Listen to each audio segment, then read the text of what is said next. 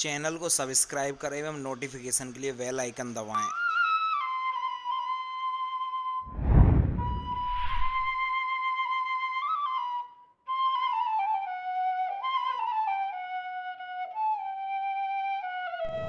Hello student, last class में हमने plane of symmetry के बारे में जाना था। इसमें हमने कुछ Newman projection, sawhorse projection, Fischer projection, wedge dash projection, इनमें कुछ इंटर कन्वर्जन भी सीखा था और इनमें भी प्लेन ऑफ सिमेट्री निकाली थी। आज की क्लास में हम प्लेन ऑफ सिमेट्री का कुछ रिमेनिंग पार्ट है वो पढ़ेंगे तथा डिटेल में सेंटर ऑफ सिमेट्री के बारे में जानेंगे। इससे पहले आप चैनल को सब्सक्राइब भी करें और अपने व्हाट्सएप ग्रुप में FB पर इस लिंक को शेयर करें। तो प्लेन ऑफ सिमेट्री का लास्ट टॉपिक देखते हैं हम, मल्टी फिनाइल रिंग में प्लेन ऑफ सिमेट्री कैसे कैलकुलेट की जाती है। तो इसके लिए मैं एक बाइफिनाइल लेता हूँ। यहाँ पर ये मेरे पास एक बाइफिनाइल रिंग है। अब हमें पता है ये बाइफिनाइल रिंग जो होती है वो प्लेनर होती है और प्लेनर होने के कारण इसमें बड़ी आसानी से क्या लग जाएगा, प्लेन ऑफ सिमेट्री लग जाएगी। यहाँ से भी हम लगा सकते हैं, यहाँ से भी हम इसमें प्लेन ऑफ सिमेट्री लगा सकते हैं। ठीक है, तो प्लेन ऑफ सिमेट्री को हम बड़ी आसानी से इसमें लगा सकते हैं। तो इस तरह से भी इसमें POS लग जाएगी। दूसरा तरीका ये है कि मैं यहाँ से भी इसमें POS लगा सकता हूँ, क्योंकि ये दोनों रिंग क्या है, एक दूसरे के प्लेनर है। लेकिन यदि इसमें कोई ऐसा ग्रुप आ जाए, मान के चलो कि बल्कि ग्रुप आ जाए ऑर्थो पोजीशंस पर, तो बल्कि ग्रुप आने पर होगा क्या, जैसे मान के चलो मैं इसमें इन दोनों पोजीशंस में बल्कि ग्रुप लगा देता हूँ। जैसे यहाँ देखते हैं हम, ये एक बेंजीन रिंग और ये दूसरी बेंजीन रिंग, ये बाइफिनाइल है। अब इस बाइफिनाइल में यहाँ पर मान के चलो मैं एक बल्कि ग्रुप इस ऑर्थो पोजीशन पर लगा देता हूँ। बल्कि ग्रुप लगाने पर होगा क्या कि ये एक दूसरे को रिपेल करेंगे और रिपेल करने के कारण क्या होगा कि ये आपस में रिंग को थोड़ा सा घुमा देंगे, जिससे एक रिंग तो प्लेनर रह जाएगी और दूसरी रिंग जो होगी वो थोड़ी सी इससे परपेंडिकुलर चली जाएगी, यानी कि कागज के तल के अंदर की ओर और कागज के तल से बाहर की ओर, इन द प्लेन और आउट ऑफ प्लेन चली जाएगी। और ये रिंग कुछ इस तरह से हो जाएगी और ये इसका बल्कि ग्रुप, ये इसका बल्कि ग्रुप, ये इसका बल्कि ग्रुप और ये इसका बल्कि ग्रुप। और दूरी बढ़ने के कारण क्या, रिपल्सन थोड़ा सा कम हो जाएगा। अब इस सिचुएशन में क्या होगा कि इसमें ये वाला प्लेन नहीं लग सकता, प्लेनर वाला, क्योंकि एक्चुअली रिंग तो प्लेन रही नहीं है। तो ये जो स्लाइस की तरह इसको काटा जाता है, ये वाला प्लेन इसमें किसी भी प्रकार से नहीं लग सकता। तो अब यदि मैं यहाँ पर ग्रुप लगा दूं कोई, मान के चलो एक मैं लगा देता हूँ यहाँ पर A, यहाँ पर B, C और D, तो क्या क्या कंडीशंस बन सकती हैं। इफ मेरे पास पोजीशन नंबर 1 है कि A not equal to B and C not equal to D, यदि आपस में ये एक दूसरे के कोई भी बराबर नहीं है तो इसमें किसी भी प्रकार का प्लेन ऑफ सिमेट्री अवेलेबल नहीं होगा। Condition number 2, if A equal to B and C not equal to D, या फिर नेक्स्ट सिचुएशन क्या बन सकती है, A not equal to B या फिर मैं कह दूं C इक्वल टू D।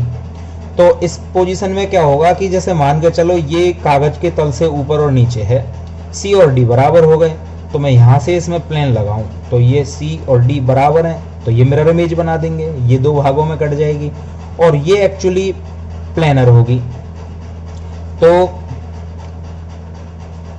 दूसरी तरह से समझते थोड़ा सा कि मान के चलो A और B तो इक्वल हैं और ये रिंग पड़ी हुई है प्लेन में। अब इस सिचुएशन से मैं इसमें क्या है कि यहाँ से प्लेन लगाऊं, तो प्लेन लगाने पर क्या होगा कि इसको कागज के तल से ऊपर और नीचे होने के कारण मैं इसे ब्रेड की स्लाइस की तरह काटूं, तो C आधा ऊपर आधा नीचे, D आधा ऊपर आधा नीचे, ये रिंग आधी ऊपर आधी नीचे, तो ये पूरी इस तरह स्लाइस की तरह कट जाएगी। और इसे मैं यूं आधा आधा काट दूं तो A और B एक दूसरे के इक्वल हो जाएंगे, मिरर इमेज बना देंगे। तो इस सिचुएशन में इनमें एक POS लग सकती है। हाँ, यदि इस तरह से हो जाए कि A equal to V and C equal to D, तो इस सिचुएशन में क्या होगा कि एक प्लेन इधर से लग जाएगा, एक इधर से लग जाएगा, और इसमें दो प्लेन ऑफ सिमेट्री होंगे, जैसा कि अपन ने काफ़ी डिटेल में एलिन्स में, क्यूमुलिन्स में पढ़ चुके हैं अपन। ठीक है, तो ये पोजीशंस इसमें निकल के आते हैं। अब नेक्स्ट पोजीशंस इसमें क्या निकल के आ सकते हैं कि यदि मेरे पास बाइफिनाइल की जगह कोई ट्राइफिनाइल सिस्टम होता, मान के चलो, तो ट्राइफिनाइल सिस्टम होने पर क्या हो जाता, तो ये एक ट्राइफिनाइल सिस्टम लेते हैं।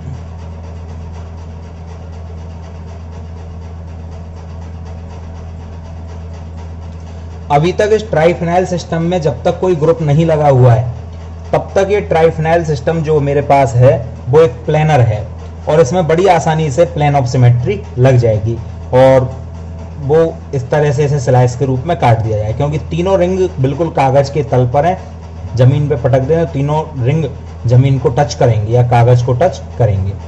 अब मान के चलो मैं इसमें बल्कि ग्रुप लगा देता हूँ, जैसे यहाँ पर मैंने कोई बड़े बड़े ग्रुप लगा दिए। अब ये बड़े बड़े जो ग्रुप यहाँ पर लगेंगे, इन बड़े बड़े ग्रुपों का क्या लगेगा, रिपल्सन। और यहाँ पर ले लेता हूँ मैं, और यहाँ पर बल्कि ग्रुप लगाने के बाद ए और बी सिचुएशन लगा दी जाए, ये ए, ये बी, ये मैं लगा देता हूँ सी, और ये लगा देता हूँ मैं डी।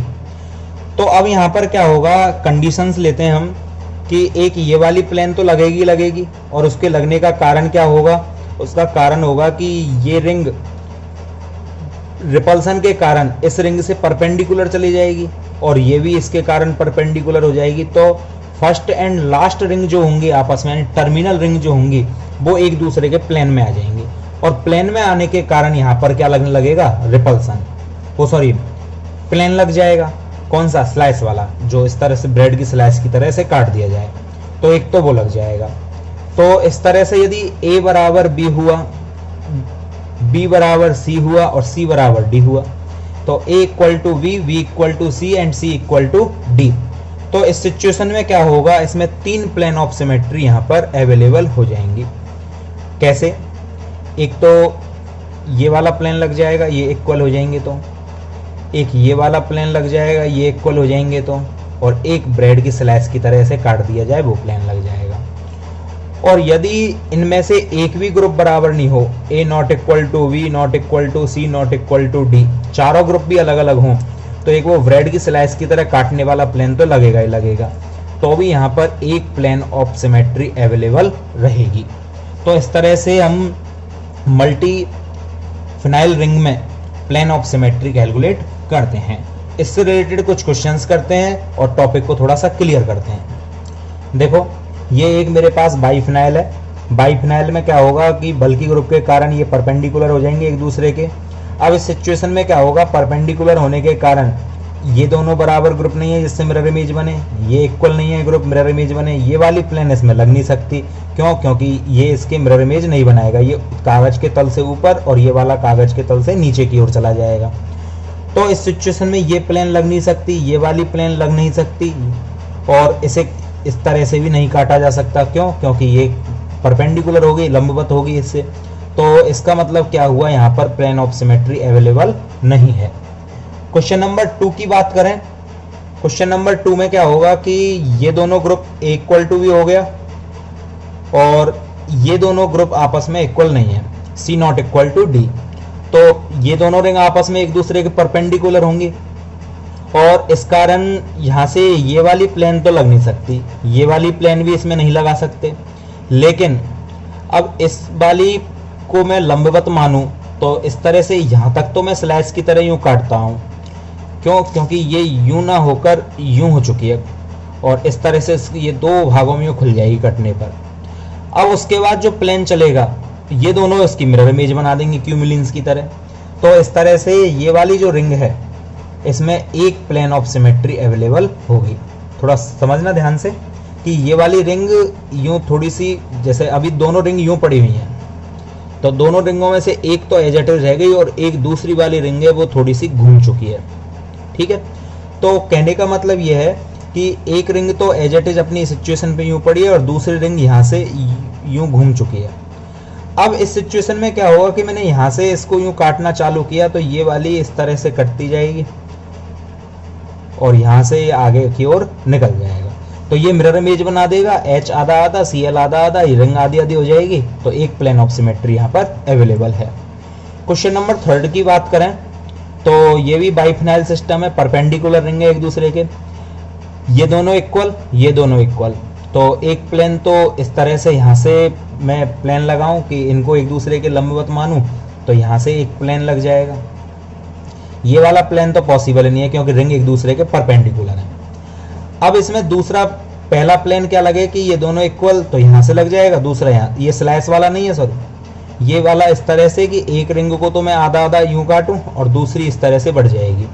ठीक है, मतलब एक तो बिल्कुल यूं जा रही है स्लाइस की तरह परपेंडिकुलर होने के कारण, जिसमें पूरी रिंग एच एच आधे आधे बढ़ गए, और ये यूं कट जाएगी जैसे सी एल सी एल। और इसी प्रकार इसको लंबवत मान के इसको स्लाइस की तरह यहाँ से काटो और ये बीच में से निकल जाए, तो ये दोनों मिरर इमेज बनाएंगे। तो इसमें दो प्लेन ऑफ सिमेट्री अवेलेबल होंगे।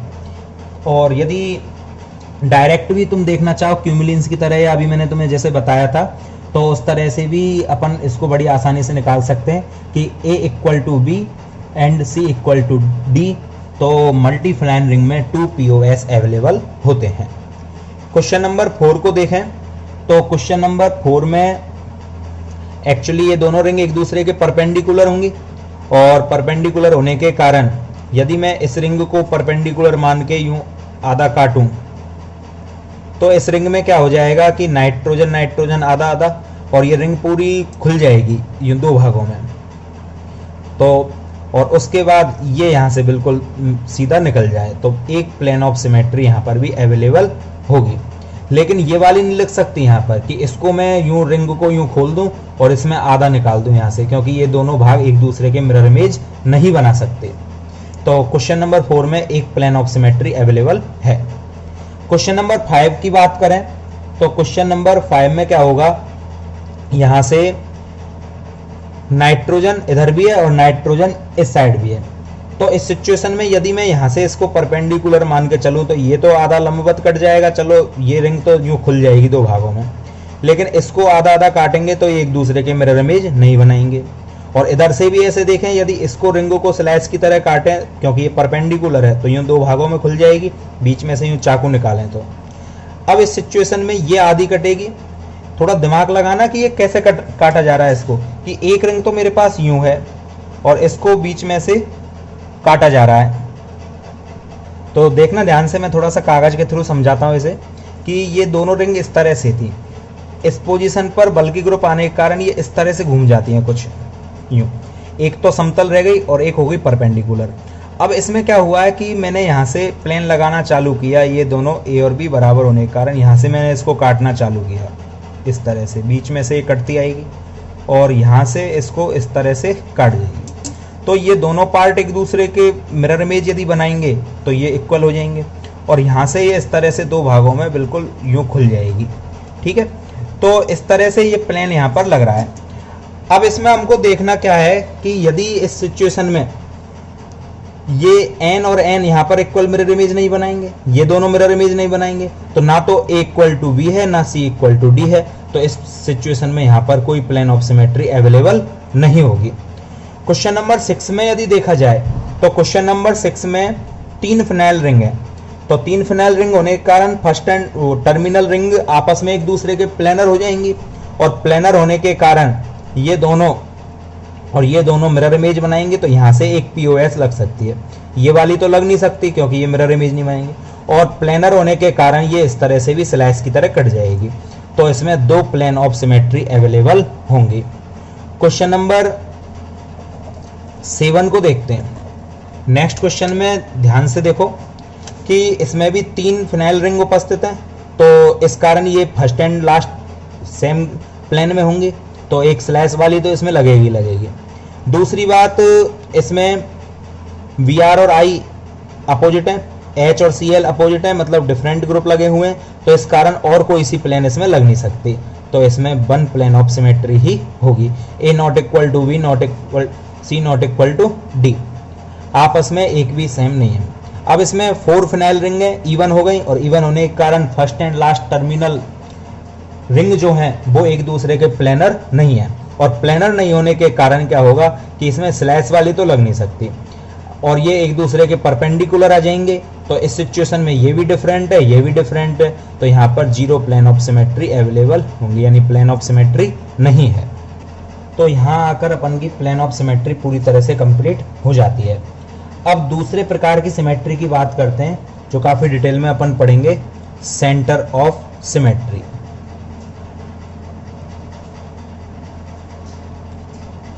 सेंटर ऑफ सिमेट्री काफ़ी इंपॉर्टेंट होती है और इससे रिलेटेड क्वेश्चन भी काफ़ी पूछे जाते हैं।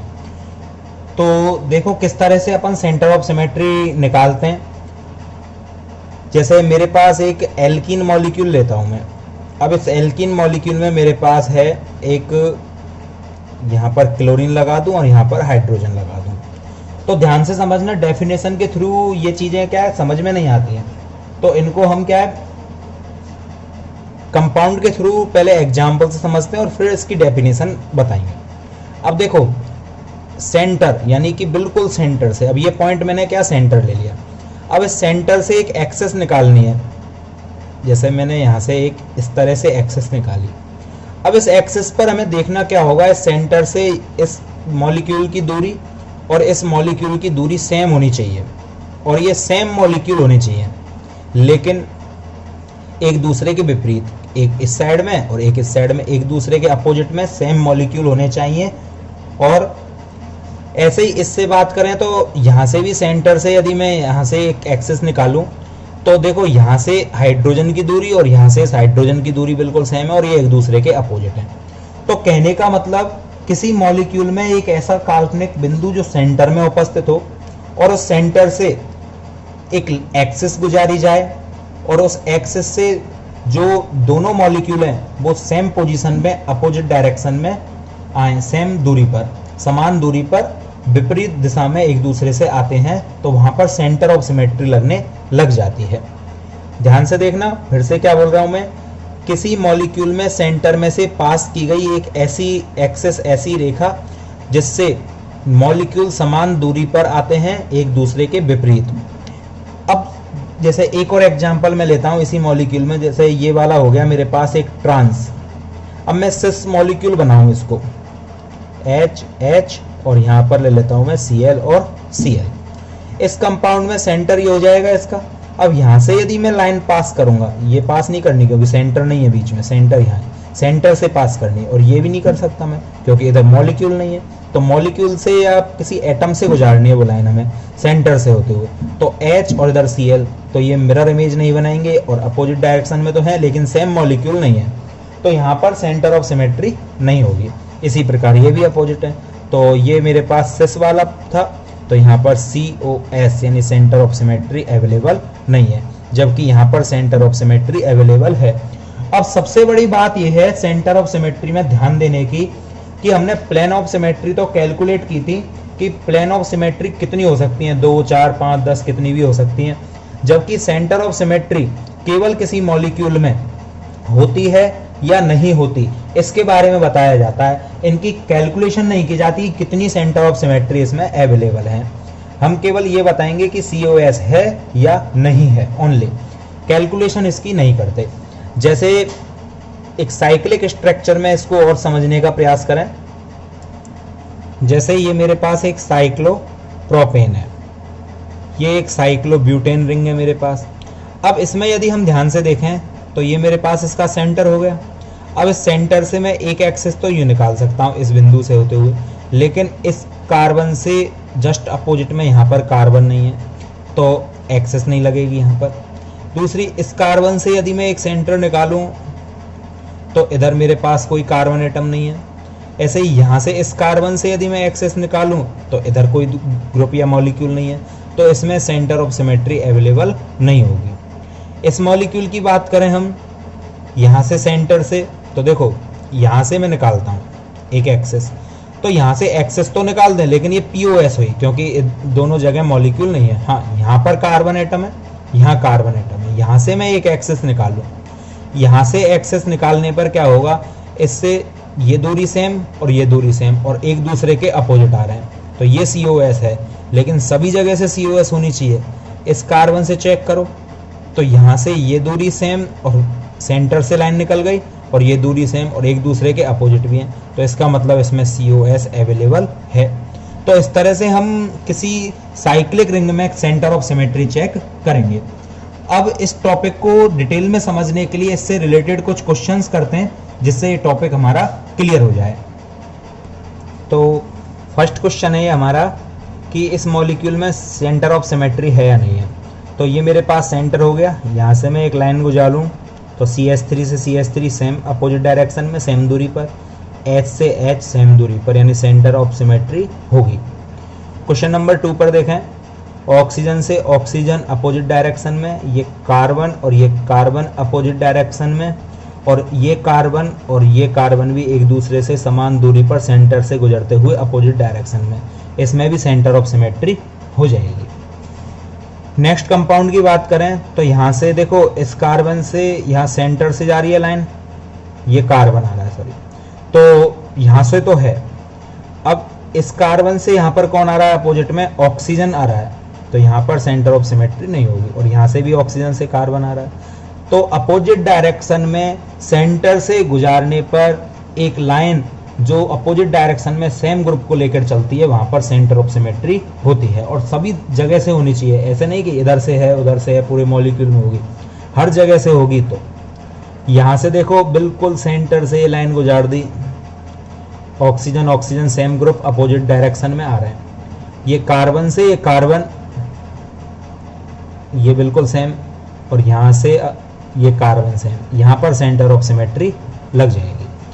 नेक्स्ट क्वेश्चन को चेक करें तो ये एज ए डबल बॉन्ड ही मान लिया करो, इसके लिए मैंने तुम्हें पहले भी काफ़ी बार बता दिया था। और ज़्यादा जानना है तो डिस्क्रिप्शन बॉक्स में पुरानी वीडियोज की लिंक है, वहाँ पर जाकर डायरेक्ट भी खोलकर इनको देख सकते हो। ज्योमेट्रिकल आइसोमेरिज्म इन क्यूमुलिन्स या एलिन्स टॉपिक में ये काफ़ी डिटेल में समझाया गया है। देखो इस क्वेश्चन में ये एक तरह से और हो गया, ट्रिपल डबल बॉन्ड हो गए, 1 2 और 3, इसको भी डबल मान लिया करो, होता नहीं है। और डबल होने के, ट्रिपल बॉन्ड होने के कारण या 3 डबल बॉन्ड होने के कारण ये टर्मिनल कार्बन जो होंगे वो एक ही प्लेन में आ जाएंगे। और एक ही प्लेन में यदि ये आ जाएंगे तो इस सिचुएशन में मेरे पास जो ग्रुप लगे हुए हैं कौन कौन से, क्लोरीन और हाइड्रोजन, ये एक ही प्लेन में होने के कारण ये ग्रुप सेम नहीं है, और हाइड्रोजन और ये एक सेम नहीं है, तो इस कारण इसमें COS नहीं होगा। क्वेश्चन नंबर 6 की बात करें हम तो क्वेश्चन नंबर 6 में भी 3 ट्रिपल बॉन्ड है मेरे पास, 1 2 और 3। तो देखो यहाँ से एक लाइन गुजारी जाए सेंटर से, तो कार्बन से कार्बन सेम आ रहा है। यहाँ से CH3 से मैं सेंटर से होते हुए लाइन गुजारूं तो सेम आ रहे हैं, और यहाँ से यदि मैं लाइन गुजारूं तो भी ये सेम आ रहे हैं, तो COS है। अब यहाँ पर एक ध्यान देने की सबसे बड़ी बात क्या है कि इस तरह के क्वेश्चन आ जाए तो इसको डबल बॉन्ड मान के किया करो, 1 डबल बॉन्ड, 2 डबल बॉन्ड और 3 डबल बॉन्ड। तो इस तरह से ये ऑड क्यूमुलिन्स बनी या ऑड एलिन्स बनी, और ऑड में टर्मिनल कार्बन जो होते हैं वो सेम प्लेन में होते हैं। लेकिन यदि कोई इवन क्यूमुलिन टाइप का कोई क्वेश्चन आ जाए तो वहाँ पर हमें परपेंडिकुलर और प्लेन, ये 2 सिचुएशन देखनी होगी। जैसे कि नेक्स्ट क्वेश्चन में अपन इस तरह के एग्जाम्पल करते हैं। क्वेश्चन नंबर 7 को देखते हैं। क्वेश्चन नंबर 7 में क्या हो रहा है कि एक और एक 2 डबल बॉन्ड है, 2 डबल बॉन्ड होने के कारण ये इवन क्यूमुलिन हो गई या एलिन्स हो गई। और इसमें ये इस कार्बन के जो दोनों हाइड्रोजन है, ये एक तो होगा तल के अंदर और एक होगा तल के बाहर, मतलब इन द प्लेन और आउट ऑफ प्लेन, और ये होंगे प्लेनर। अब इस सिचुएशन में क्या होगा कि यहाँ से यदि मैं एक लाइन गुजारूं तो यहाँ से एक लाइन गुजारने पर क्या हो रहा है कि ये एक दूसरे के बराबर दूरी पर नहीं आ रहे, ये एक्चुअली कागज के तल पर है और ये कागज से तल से ऊपर की ओर है, और ये कागज के तल के अंदर है। तो इस सिचुएशन में ये बराबर दूरी पर नहीं आएंगे सेंटर से गुजरने के बाद, तो यहाँ पर सेंटर ऑफ सिमेट्री नहीं होगी। बस इन्हीं क्वेश्चनों में हमको दिमाग लगाना है। क्वेश्चन नंबर 8 में बात करें हम तो क्वेश्चन नंबर 8 में भी ये कैसी है, इवन क्यूमुलेंस हो गई। अब इसमें ये भी एक दूसरे के क्या हो जाएंगे, परपेंडिकुलर हो जाएंगे, और परपेंडिकुलर होने के कारण चाहे हमको ऐसा लग रहा है देखो बड़ी आसानी से कि सेंटर से निकालने पर कि COS है, लेकिन नहीं है, क्योंकि ये Cl कागज के तल पर है और ये कागज के तल से ऊपर की ओर है, जैसे ये पेन ऊपर की ओर आता हुआ दिखाई दे रहा है। तो यहाँ पर भी सेंटर ऑफ सिमेट्री नहीं होगी। बड़े दिमाग लगाकर करने वाले क्वेश्चन है ये वाले, और इनमें ही हमको ध्यान देना है, क्योंकि इनमें डायरेक्ट हमें ऐसा दिखाई देता है कि बना बनाया हलवा है, खा लो इसको। तो एक्चुअली ये बिल्कुल साफ दिखाई दे रहा है, देखो बिल्कुल बराबर दूरी पर सेंटर से निकल रहा है, लेकिन यहाँ पर ध्यान देना है कि ये एक इवन एलियंस है जिसमें ये परपेंडिकुलर और है इस वाले से। चलो यहाँ देखते हैं, इस वाले एग्जाम्पल में 1 2 3 डबल बॉन्ड है, यानी कि ये एक ऑड क्यूमुलेंस हो गई, और ऑड क्यूमुलेंस होने के कारण यहाँ पर क्या हो रहा है कि ये टर्मिनल कार्बन, फर्स्ट और लास्ट कार्बन एक दूसरे से सेम प्लेन में आ जाएंगे, और सेम प्लेन में आने के कारण हाँ अब इसमें क्या होगा, सेंटर से एक लाइन गुजारेंगे जिससे ये दोनों बिल्कुल बराबर दूरी पर आ जाएंगे, और इधर से भी हाइड्रोजन हाइड्रोजन बिल्कुल बराबर दूरी पर आ जाएंगे। और इस सिचुएशन में इसमें क्या लग जाएगी, POS अप्लाई हो जाएगी। क्वेश्चन नंबर 10 को देखते हैं हम। क्वेश्चन नंबर 10 में क्या हो रहा है कि यहाँ से ये कार्बन और ये कार्बन बिल्कुल सेम पोजीशन में आ रहे हैं, 2 डबल बॉन्ड है मेरे पास। 2 डबल बॉन्ड होने के कारण ये मेरे पास इन द प्लेन जाएगा और ये मेरे पास आउट ऑफ प्लेन जाएगा। अब इस सिचुएशन में ये प्लेनर है और ये आउट ऑफ प्लेन ऊपर की ओर है, तो यहाँ पर COS होने का कोई सवाल है ही नहीं, जबकि मॉलिक्यूल को देखकर ऐसा लग रहा है कि बड़ी आसानी से इसमें सेंटर ऑफ सिमेट्री लग जाएगी। तो डबल बॉन्ड वाले और ट्रिपल बॉन्ड वाले में बड़ी आसान लगने वाले क्वेश्चन रियलिटी में बहुत टफ हैं, इनको ध्यान से करना। क्वेश्चन नंबर 11 में देखते हैं।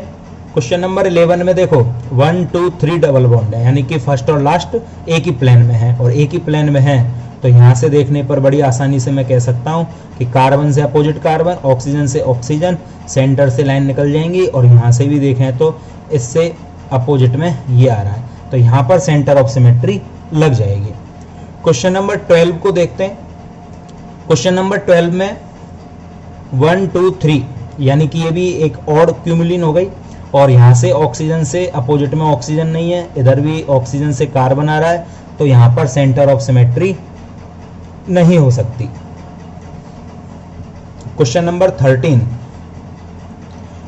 क्वेश्चन नंबर 13 में मेरे पास है एक बेंजीन रिंग, और बेंजीन रिंग दुनिया की सबसे ज्यादा प्लेनर मॉलिक्यूल में से एक। देखो इस कार्बन से सेंटर से एक लाइन निकाली जाए, यहाँ से सेंटर से लाइन निकाली जाए, यहाँ से निकाली जाए, तो इसमें बड़ी आसानी से क्या लग जाएगी, सेंटर ऑफ सिमेट्री लग जाएगी, क्योंकि इससे अपोजिट ये कार्बन, इससे अपोजिट ये कार्बन, इससे अपोजिट ये कार्बन, तो इसमें तो बहुत ही आसानी से COS आप चेक कर सकते हो।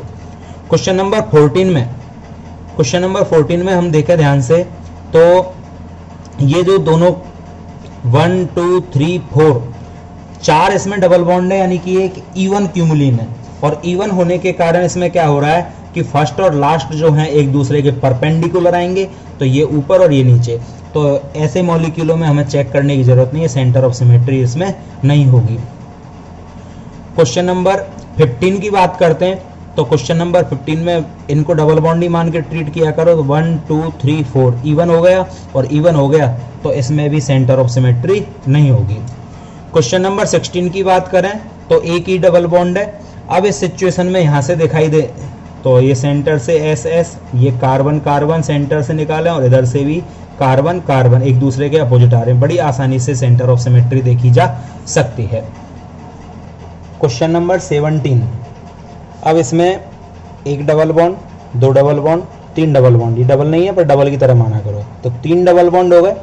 अब इस सिचुएशन में क्या होगा कि फर्स्ट और लास्ट टर्मिनल कार्बन एक ही प्लेन में होंगे, और एक ही प्लेन में होने के कारण देखो NH2 से NH2 समान दूरी पर, CH3 से CH3 समान दूरी पर, बिल्कुल सेंटर से होते हुए इनको निकालेंगे हम यहाँ से, और ये एक्सेस इसमें चली जाएंगी, और ये इस कार्बन से ये कार्बन बिल्कुल सेम पोजीशन पे, तो यहाँ पर सेंटर ऑफ सिमेट्री लग रही है। नेक्स्ट देखते हैं, देखो सिंगल कार्बन एटम है, यहाँ इस कार्बन से ये कार्बन सेम पोजीशन पर, इस कार्बन से ये कार्बन सेम पोजीशन में, ऑक्सीजन से ऑक्सीजन सेम है सेंटर से निकलते हुए, और इस कार्बन से ये कार्बन बिल्कुल सेम, और इस कार्बन से इस वाले कार्बन से ये वाला कार्बन सेंटर से समान दूरी पर, तो इसमें भी सेंटर ऑफ सिमेट्री बड़ी आसानी से हो जाएगी। तो इस तरह से हमने एल्कीन में सेंटर ऑफ सिमेट्री निकाली। अब हम कुछ साइक्लिक कंपाउंडों में भी सेंटर ऑफ सिमेट्री को चेक करते हैं। तो centre of symmetry cyclic compound में चेक करते हैं। देखो ये मेरे पास एक साइक्लोप्रोपेन है और क्लोरीन क्लोरीन HH, ये मैंने एक कंपाउंड ले लिया सिस। अब इसमें चेक करें यहाँ से कि ये मेरे पास एक मिडिल सेंटर हो गया। अब यहाँ से एक मैं लाइन निकालूँ, मान के चलो मैंने क्लोरीन से यहाँ से लाइन निकालना चालू किया तो विपरीत ग्रुप आए, मतलब हाइड्रोजन और क्लोरीन अपोजिट में नहीं, तो क्लोरीन से क्लोरीन होना चाहिए था और हाइड्रोजन से हाइड्रोजन, तो यहाँ पर सेंटर ऑफ सिमेट्री का कोई सवाल ही नहीं है। अब इसी को मैंने ट्रांस रूप में ले लिया, क्लोरीन क्लोरीन हाइड्रोजन हाइड्रोजन। तो अब इसमें निकाल कर देखें, तो यहाँ से निकालने पर चलो यहाँ से तो मेरे पास ये क्लोरीन आ गया, सही है, यहाँ से ये हाइड्रोजन आ गया, लेकिन अब इस वाले पॉइंट से यदि मैं निकालता हूँ इधर, तो यहाँ कोई मॉलिक्यूल ही नहीं है मेरे पास, तो यहाँ पर भी सेंटर ऑफ सिमेट्री नहीं है। तो अब इस एग्जाम्पल से हमें ये समझ में जरूर आ रहा होगा कि इनमें क्या सभी जगह से सभी ग्रुपों को देखा जाता है कि एक सेंटर से एक्सेस निकालने पर समान दूरी पर समान समूह विपरीत ओर आना चाहिए। देखो जैसे इस एग्जाम्पल की बात करें यहाँ से, तो क्लोरीन से मैं सेंटर से निकालूं तो क्लोरीन आ रहा है, हाइड्रोजन से हाइड्रोजन आ रहा है, और यहाँ से सेंटर से ये पॉइंट भी बिल्कुल बराबर आ रहे हैं और यहाँ से ये पॉइंट भी बराबर आ रहे हैं। इसका मतलब इसमें जरूर सेंटर ऑफ सिमेट्री है। क्वेश्चन नंबर 4 की बात करते हैं हम कि क्वेश्चन नंबर 4 में क्या हो रहा है।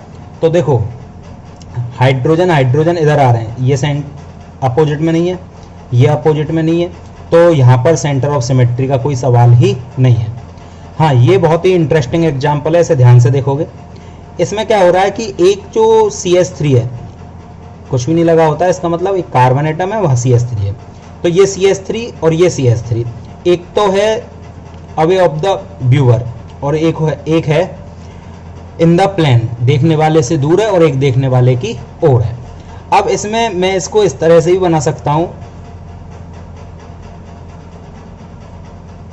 कि एक CH3 तो मान चलो देखने वाले की तरफ है ये वाला, और यहाँ से हाइड्रोजन वैलेंसी एक में हाइड्रोजन रहा है, और ये एक CH3 नीचे और ये H। अब यहाँ से सेंटर से ये लाइन निकाली जाए तो यहाँ से भी बराबर दूरी पर ये कार्बन कार्बन आ गए, तो यहाँ पर सेंटर ऑफ सिमेट्री है इस मॉलिक्यूल में। तो बड़ी आसानी से इस तरह से हम देख सकते हैं।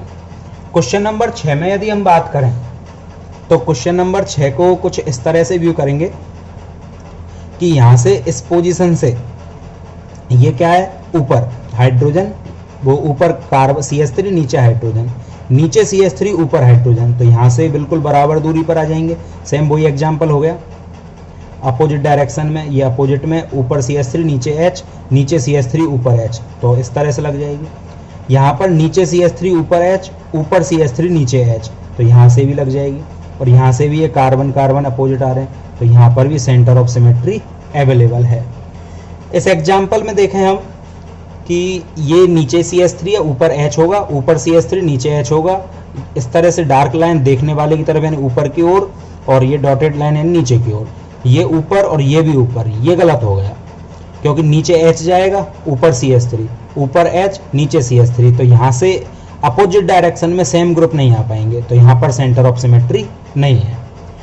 क्वेश्चन नंबर 8 में देखें हम, तो क्वेश्चन नंबर 8 में क्या होगा कि ये डबल बॉन्ड है, और डबल बॉन्ड से यदि मैं यहाँ से देखूँ तो यहाँ पर सेम ग्रुप नहीं आ पाएंगे। देखो Cl से Cl, H से H सेंटर से जा रहा है। अब यहाँ से निकालूँ मैं डबल बॉन्ड से, तो इधर की साइड मेरे पास कोई डबल बॉन्ड नहीं है, सेंटर में निकलने पर इधर की ओर, तो यहाँ पर सेंटर ऑफ सिमेट्री नहीं होगी। एक बहुत ही इंटरेस्टिंग एग्जाम्पल है क्यूब का। तो इस क्यूब में क्या सेंटर ऑफ सिमेट्री है, तो इसे देखने के लिए अपन क्या करें कि इस कार्बन को इमेज करो, ये आगे की ओर आने वाला कार्बन है, और ये वाला कार्बन कहाँ है, पीछे की ओर, तो ये एक दूसरे से अपोजिट और सेंटर से निकलने पर समान दूरी में आएंगे। इस वाले कार्बन को इमेज करें तो ये पीछे वाली दीवार पर गया, और इससे इस वाले से नीचे वाले का लूँ मैं, तो ये वाला कार्बन लेता हूँ, ये आगे वाली दीवार का कोना हो गया। इसको भी मैं मिलाऊं तो ये सेंटर से निकलकर अपोजिट डायरेक्शन में आ रहे हैं। इसी प्रकार यदि मैं इस कार्बन को लेता हूं तो ये आगे वाला, ऊपर के फलक का आगे वाला कार्बन है और ये वाला कार्बन नीचे के फलक का पीछे वाला हो गया, तो ये सेंटर से निकलने पर समान दूरी पर आ रहे हैं। और इस वाले कार्बन को लूँ तो ऊपर वाले फलक का पीछे का कार्बन और नीचे वाले फलक का आगे का कार्बन, ये भी सेंटर से समान दूरी पर आ रहे हैं, तो इसमें COS अवेलेबल होगी। तो एक क्यूब में सेंटर ऑफ सिमेट्री होती है। अब बात करते हैं साइक्लिक कंपाउंड के बाद कि स्पाइरो कंपाउंडों में सेंटर ऑफ सिमेट्री कैसे कैलकुलेट की जाती है। तो इससे रिलेटेड कुछ क्वेश्चंस के माध्यम से स्पाइरो कंपाउंडों में सेंटर ऑफ सिमेट्री को चेक करते हैं। देखो, स्पाइरो कंपाउंड बिल्कुल इस तरह से ट्रीट किया करो कि ये एलिन्स या क्यूमुलिन्स की तरह ही हैं, डबल बॉन्ड और ट्रिपल बॉन्ड वाले, ऑड और इवन की तरह। इसमें यदि हम बात करें तो यहाँ पर ये दो डबल बॉन्ड हो गए, तो इस तरह से एक तो मेरे पास कैसे जाएगा, इन द प्लेन, और एक आउट ऑफ प्लेन। तो इसमें तो किसी भी प्रकार से सेंटर ऑफ सिमेट्री हो ही नहीं सकती। क्यों? क्योंकि ये ऊपर नीचे हो गया और ये एक ही तल में हो गया, तो अपोजिट डायरेक्शन में दूर दूर हो ही नहीं पाएंगे। इसकी बात करें हम तो यहाँ पर भी ये वाला दोनों डबल रिंग है, यहाँ पर इवन क्यूमुलिन की तरह हो गया ये कैसा जाएगा, इन द प्लेन, और ये कैसा जाएगा, आउट ऑफ प्लेन। तो सेंटर ऑफ सिमेट्री की तो कोई पॉसिबिलिटी है ही नहीं। क्वेश्चन नंबर 3 की बात करें तो यहाँ पर 3 रिंग मेरे पास हैं, एज ए ट्रिपल बॉन्ड हो गए, सॉरी ट्रिपल बॉन्ड नहीं, 3 डबल बॉन्ड हो गए। अब 3 डबल बॉन्ड होने के कारण क्या होगा कि फर्स्ट और लास्ट वाले सेम प्लेन में आ जाएंगे, और सेम प्लेन में आने के कारण यहाँ पर ये रिंग फर्स्ट और लास्ट के परपेंडिकुलर हो जाएगी। अब इस सिचुएशन में ये दूरी सेम हो जाएगी, इस कार्बन से ये वाला कार्बन सेम दूरी पर हो जाएगा, इस वाले कार्बन से ये वाला कार्बन सेम दूरी पर हो जाएगा, और ये कार्बन भी सेम दूरी पर है, तो यहाँ सेंटर ऑफ सिमेट्री है। सेम एग्जाम्पल है। अब इसमें क्या करेंगे, CH3 से, ये तो जैसे यहाँ पर देख ही लिया था, ये तो ग्रुप सेम हो ही गए। CH3 से CH3 सेम दूरी पर, H से H सेम दूरी पर है, यहाँ से ये भी सेम दूरी पर आ रहे हैं, तो यहाँ पर भी सेंटर ऑफ सिमेट्री अवेलेबल होगी।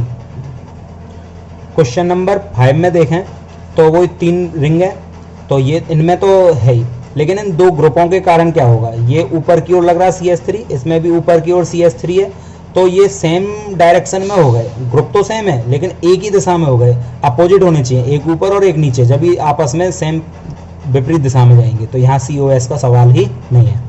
अब वही एग्जाम्पल है, लेकिन एक CH3 मैंने देखने वाले की ओर यानी कि आउट ऑफ द प्लेन ले लिया, और एक मैंने इन द प्लेन ले लिया। अब यहाँ से यदि मैं लगाऊंगा तो CH3 CH3 सेंटर से जाएगा, तो ऊपर वाले से नीचे वाला CH3 बिल्कुल बराबर दूरी पर होगा, और नीचे वाले H से ऊपर वाला H बिल्कुल बराबर दूरी पर हो जाएगा, और ये तो है ही, इसमें पहले ही चेक कर लिया, तो सेंटर ऑफ सिमेट्री यहाँ पर है। क्वेश्चन नंबर 7 को देखते हैं। तो 1 2 3 4 यानी 4 डबल बॉन्ड इसमें अवेलेबल है। Cl, अब ये इवन क्यूमुलिन हो गई एक तरह से, और इवन होने के कारण ये दोनों क्या हो जाएंगे, एक दूसरे से परपेंडिकुलर हो जाएंगे, और परपेंडिकुलर यदि एक दूसरे से ये हो जाएंगे तो इस सिचुएशन में यहाँ पर सेंटर ऑफ सिमेट्री का सवाल ही नहीं उठता। क्वेश्चन नंबर 8 को चेक करें हम।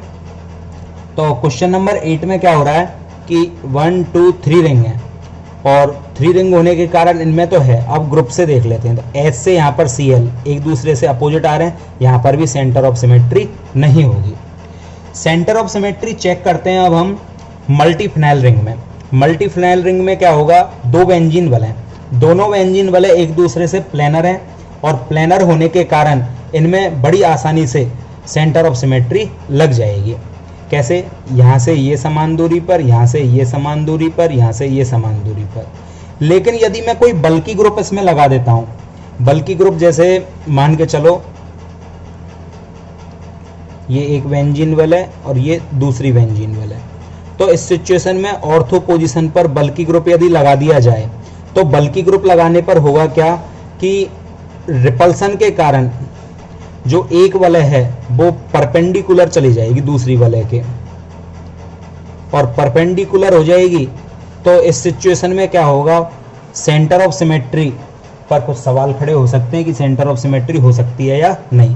तो यहाँ से ये कार्बन अब अलग अलग दूरी पर हो गए, ये अलग पर हो गए, तो यहाँ सेंटर ऑफ सिमेट्री नहीं है।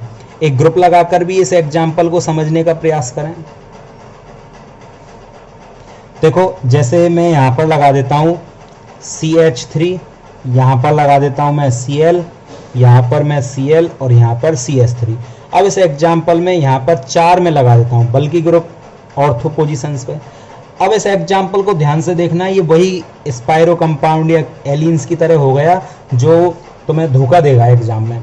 बड़ी आसानी से ऐसा लग रहा है इस एग्जाम्पल में कि सेंटर ऑफ सिमेट्री अवेलेबल है। क्यों? Cl से Cl समान दूरी पर, CH3 से CH3 समान दूरी पर, इस कार्बन से ये कार्बन समान दूरी पर और सेम ग्रुप, तो सेंटर ऑफ सिमेट्री है। लेकिन नहीं, हमें यहाँ पर ध्यान देना है कि ये वाली रिंग क्या है, परपेंडिकुलर हो चुकी है और घूम चुकी है, और घूमने के कारण क्या हुआ है कि ये समान दूरी पर नहीं रहे। तो इस सिचुएशन में यहाँ पर सेंटर ऑफ सिमेट्री नहीं होगी इस रिंग में, तो यहाँ सेंटर ऑफ सिमेट्री नहीं है। जैसे हमने ये दो बेंजीन रिंग को ऐड किया है, ऐसे ट्रिपल बेंजीन रिंग में चेक करें तो ये मेरे पास एक 3 बेंजीन वाले को या 5 बेंजीन वाले यानी और बेंजीन वाले को आपस में मैं जोड़ देता हूँ। इनको जोड़ने के बाद इस पर मैं बल्कि ग्रुप लगा दूं, ऑर्थो पोजीशंस पे मैं सब पर बल्कि ग्रुप लगा देता हूँ, और यहाँ A, यहाँ पर B, यहाँ C और यहाँ पर D। अब एक्चुअली होगा क्या कि इस रिंग के रिपल्सन से ये वाली रिंग परपेंडिकुलर हो जाएगी और इसके रिपल्सन से ये परपेंडिकुलर, तो ये वाली रिंग कुछ इस तरह से बिहेव शो करेगी। ये परपेंडिकुलर हो जाएगी और टर्मिनल जो रिंग हैं ये एक दूसरे के क्या आ जाएंगी, प्लेन में। तो यहाँ पर COS होने की संभावना हो सकती है, लेकिन उसके लिए शर्त क्या है कि ये दोनों सेम होने चाहिए। जैसे मैं यहाँ पर A ही ले लेता हूँ और यहाँ पर मैं B ले लेता हूँ। तो अब देखो यहाँ से A से A समान दूरी पर, B से B समान दूरी पर, तो सेंटर ऑफ सिमेट्री यहाँ पर हो जाएगी। जैसे एक क्वेश्चन करें इस पर, जैसे मैं ले लेता हूँ यहाँ पर एक ग्रुप नाइट्रोजन, एक बेंजीन रिंग और दूसरी बेंजीन रिंग में यहाँ पर नाइट्रोजन ग्रुप लगा देता हूँ, और ये कोई बल्कि ग्रुप यहाँ पर ऑर्थो पोजीशन पर लगे होंगे। अब यहाँ से देखते हैं ध्यान से, क्या इसमें सेंटर ऑफ सिमेट्री होगी या नहीं होगी। तो इस कंपाउंड को देखें, ये दोनों एक ही प्लेन में हो जाएंगे। नाइट्रोजन से नाइट्रोजन सेंटर से गुजरते हुए समान दूरी पर, इस कार्बन से ये कार्बन सेंटर पर समान दूरी पर, और यहाँ से ये वाला कार्बन ही समान दूरी पर। तो यहाँ पर बड़ी आसानी से देख सकते हैं कि सेंटर ऑफ सिमेट्री होगी।